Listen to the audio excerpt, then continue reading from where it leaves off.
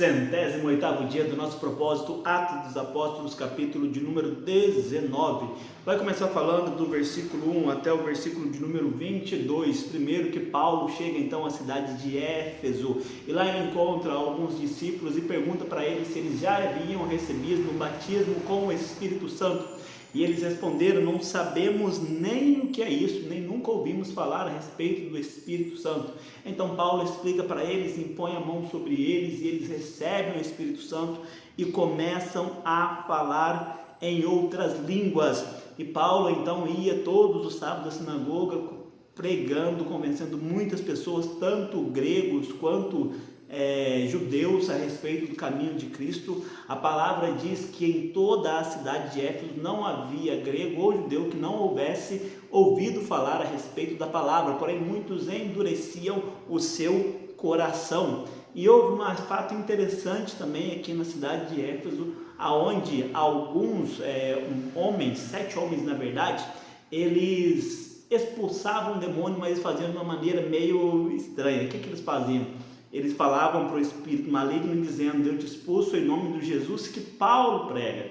Numa dessas ocasiões, eles vão então expulsar o demônio vira para eles e fala assim: Jesus eu conheço quem é, Paulo eu sei quem é, mas e vocês quem são?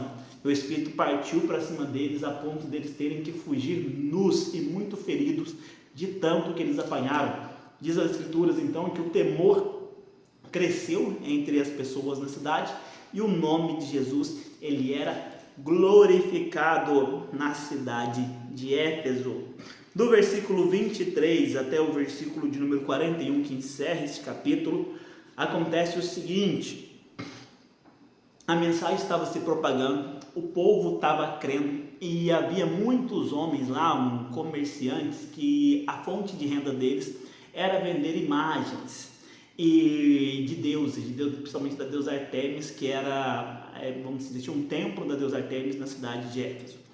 E eles vendo que a venda deles estava caindo, eles montaram uma assembleia, então dizendo: olha, esse rapaz Paulo está aí, está pregando essas coisas e está atrapalhando o nosso trabalho, porque sabemos que a nossa atividade é uma fonte grande de lucro para nós, porém como ele está pregando que deuses não são feitos por mãos humanas e não existem imagens de deuses, então não estão comprando da gente mais. A gente tem que fazer alguma coisa quanto a isso, senão a nossa profissão vai acabar, a gente vai ficar sem ter o que trabalho para fazer, e também pode ser que a deusa Artemis seja esquecida. Então eles vão para o teatro, para uma assembleia, e arrastam Aristarco e Gaio, que eram companheiros de Paulo, para a assembleia, e eles começam a gritar lá: grande a deusa Artemis dos Éfesos, fazendo um alvoroço lá. Alexandre tenta tomar a palavra então para acalmar a multidão, mas na hora que eles ouvem que ele era judeu, durante 2 horas seguidas eles ficam gritando que grande era a deusa Artemis dos Éfesos.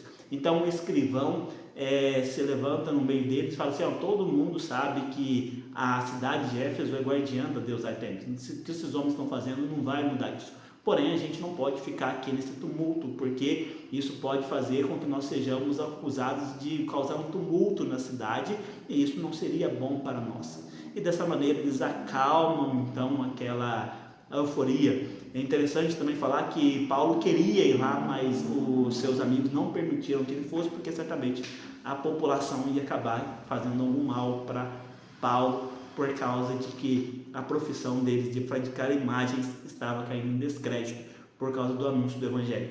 Uma coisa que aconteceu em Éfeso também bem interessante, fala que muitas pessoas que praticavam o ocultismo queimaram os seus livros, e o valor desses livros, a Bíblia fala que era estimado em aproximadamente 50 mil dracmas. Cada dracma representa um dia de trabalho de um trabalhador braçal. Então tudo isso eles queimaram, abriram mão de tudo isso porque estavam crendo no evangelho.